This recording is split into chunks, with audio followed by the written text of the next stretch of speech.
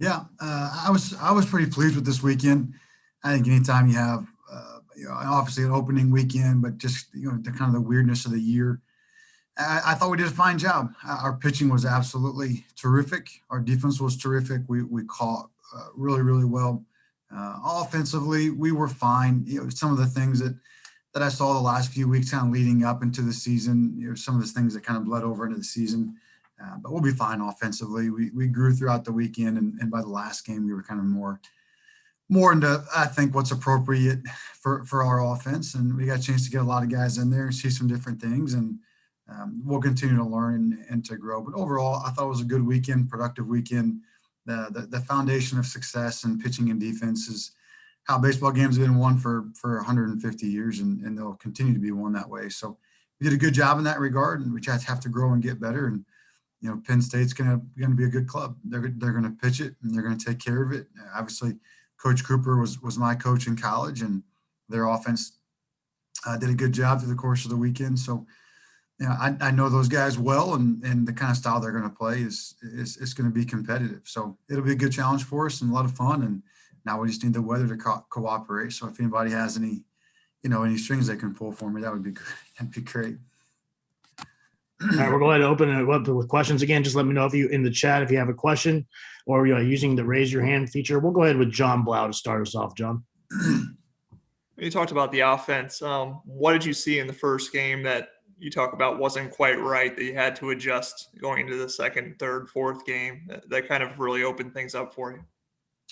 Well, I think for us philosophically, I really I value the ability to have a complete at bat. So when I'm not an ambush offense kind of guy, and that's maybe a crude term, but I'm not the guy that likes on or out in two pitches. You look at the way that impacts starting pitching through the weekend. You look at how you end up with guys going 7-8 innings, complete games, and it really puts you in a tight spot offensively. And the reality is it's really hard to hit for power and to lead off on a bat like that. It's almost impossible to have any kind of on-base percentage that impacts the game. So strategically, we did a really good job. I think it was at 72 pitches through 4 innings or somewhere in that range that I saw. We just didn't have the ability to finish at bats there, where our two-strike approach wasn't great. Then we struck out 4 times in the first 4 or 5 innings, and then 9 times late, which is kind of an indicator of a little bit of emotionalness, where, hey, the plan's not working like I hoped it would work. We didn't come up with a big hit. We didn't score the run. Well, let me just go ahead and do what I want to do. Let me get up. Let me try to get a little bit uphill and get it long, slow, and that happens. They just like in any sport, you put the best laid plan doesn't work exactly how you would hope to. Well, it's like, well, let me do what I want to do a little bit, and you get sideways and you get your hand smacked. It's like I got a 2-year-old. It's like, quit grabbing the stove. Sometimes it's going to be on, and then sometimes it's on. So it was a good learning experience, and I think you saw through the course of the weekend that we were able to kind of get back to ourselves a little bit more. And at the same time, a lot of that group either hasn't played Division I baseball or hasn't played significant amount of time and hasn't played together. And so, they're still in that weird sense of like, are we actually playing baseball? Is it back? We're playing together and getting those things kind of ironed out. So I know it's a long-winded answer, but there's a lot of those different pieces in there where we've just got to be able to finish innings, finish at bats, and then when things don't go terrific early in the ball game for us from a scoring standpoint, not deviate from the original plan and kind of get sideways that way. Griffin, and then Will. Hey, Coach. I know you mentioned you played under Rob Cooper at Wright State, and I know that in 2019 you played against him as well. But I'm curious, just kind of what was that experience like in 2019, and what are you kind of expecting to be able to coach against your former coach, and then overall, what are you just expecting from Penn State and the challenges they poised this weekend? In 2019, it was a pretty surreal opportunity, honestly. Thinking back to when I was in the other dugout playing for him, and the great fun that I had, and how much he impacted me, and So it was a lot of fun, to kind of start the whole weekend with that. And then once the weekend started and they beat us on Friday, it got a lot less fun and a lot more serious. And so it was a good time, and I really enjoyed that. But once the games start, then you go out and compete it, and you're there to win. So this weekend, it seemed like they have a good club. They hit for some power. They hit 5 or 6 home runs in one of the games, and they pitched it rather well for the most part. And I know they have some good starting pitching. So Coop's a really good coach. He's a great guy. He's a really good motivator. He's a great communicator. So he's going to have them ready to go, and they're going to be excited to come in and play and get outside and take it to us. So it'll be a great competition. I think the one thing that'll be interesting to see is the turf in Minnesota. It was a beautiful place and a beautiful stadium. It was awesome, but it plays slow. And so the ball checks up a lot. I thought that was an interesting kind of a piece to it that I didn't know going into it. So the ball plays a little bit slow. And then, as we come back to our turf plays, normal or a little bit on the quick side. And then it's going to be wet because it's going to rain on and off in the weekend. So you're going to go from a slower track to a really fast, wet track, kind of how that impacts the weekend, I think will be interesting to see. So I guess that's neither here nor there to your question, but it would be interesting to see how 2 teams that both played in Minnesota on a slower track who haven't been outside yet are impacted by the elements. So it'll be interesting. Will, and then Carl. Sure. Hey, good morning, Coach. Want to ask you kind of a 2-part question. So last weekend, obviously, pretty good starting pitching. You had, Tommy went 8 innings, a shutout ball, but all around some good pitching there. So first question being, who really stood out to you that weekend on the mound? And second, for this weekend coming up, what's the rotation look like for you guys, especially with the doubleheader on Saturday?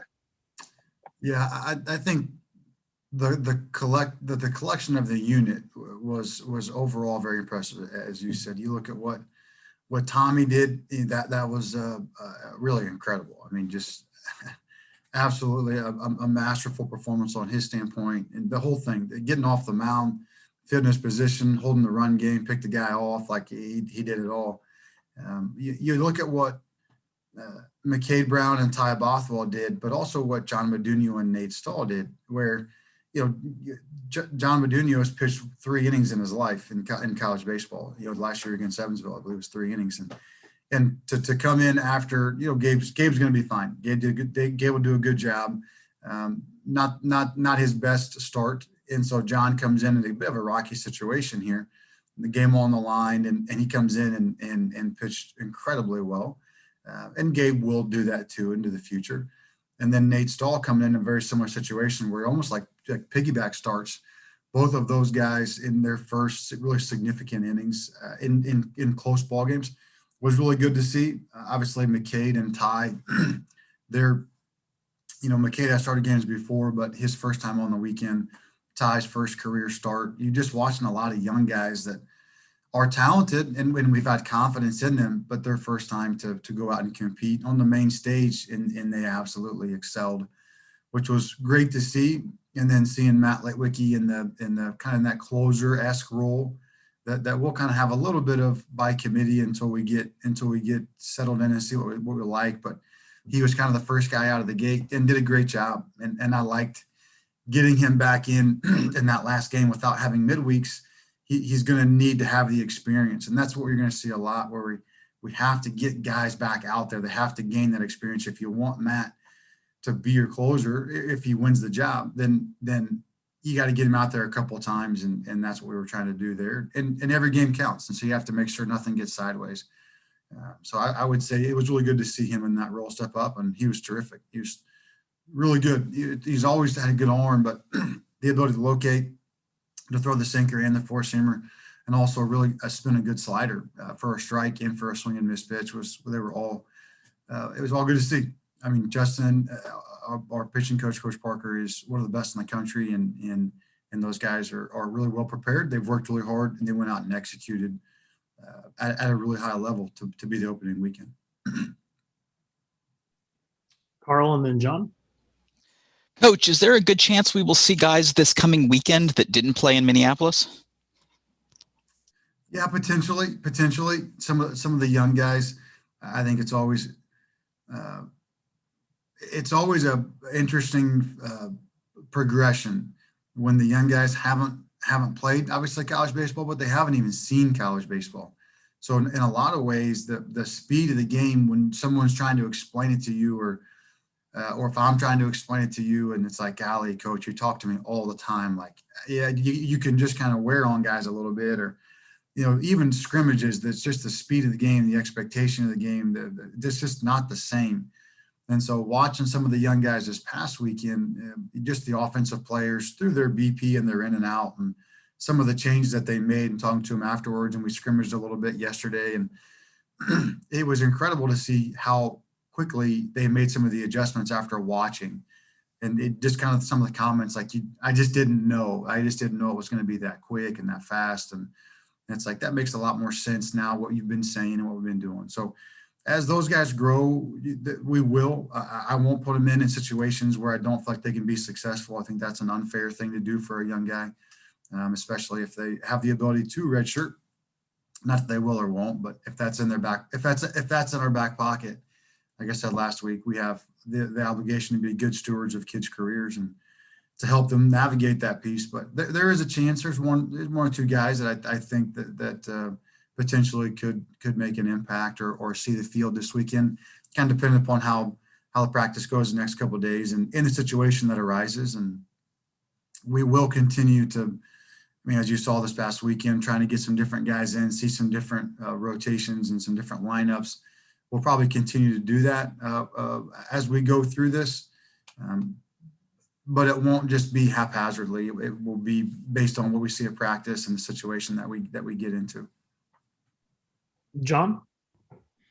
I think we asked you a little bit about McCabe Brown last week, but, he was a guy who came in with, some publications were starting to talk about him as like a pro prospect. We saw him with those 12 strikeouts, obviously last weekend. How much was this stuff that he was prepared to do last season we just didn't see, or how much is this stuff that just really developed over the last, summer or fall, in terms of, the breaking pitch, being able to locate that, the mid-90s fastball, all those things? A lot of these things were there last year. And that's what gave us the confidence to be able to say some of the things about him that we've said. And I try really hard not to get ahead of myself with guys. I'd rather err on the side of caution than get ahead. But a lot of those things were there last year, not quite to the level that he's at now, but not far off. And so we've seen it for a long time. And you look at some of this, he obviously pitched at LSU and did fine. They got the save at South out. I struck out some the middle of their lineup with some really good players. That was a big outing for him. And so you would have seen his role increase tremendously through the course of that year. And we've seen really good stuff. Now, I will say this summer and then this fall, and what's really been impactful for him has been because, the pandemic, where it stopped baseball, but it stopped so much of the training. That's where a lot of the gains are made in the weight room and in the training. So as that stuff happens, that's where it's what's more hurtful to guys' careers.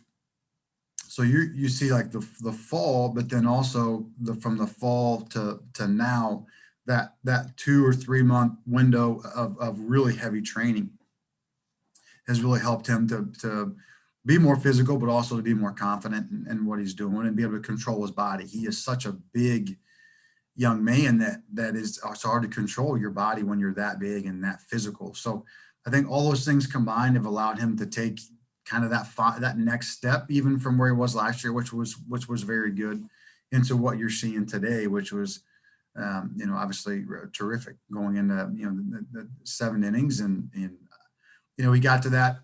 Well, I wanted to keep him as close to 100 pitches or below, kind of hoping to get to between 90 and at most 100. And that last inning kind of got a little bit long, I think, at 104. And so just being able to get him to be able to manage his body for that long, I think is a big testament to his work in the weight room over the last couple of months. But we saw it coming for a long time and was just absolutely 100% confident in his abilities to do what he's done. What he did this weekend, I've watched him do that literally once a week for the last 6 months. I watched him do it every time he walks on the mound for the last 6 months, and this weekend was no different. He finally stopped beating up on us, and I stopped having to like console the hitters after every outing he threw against us. Carl.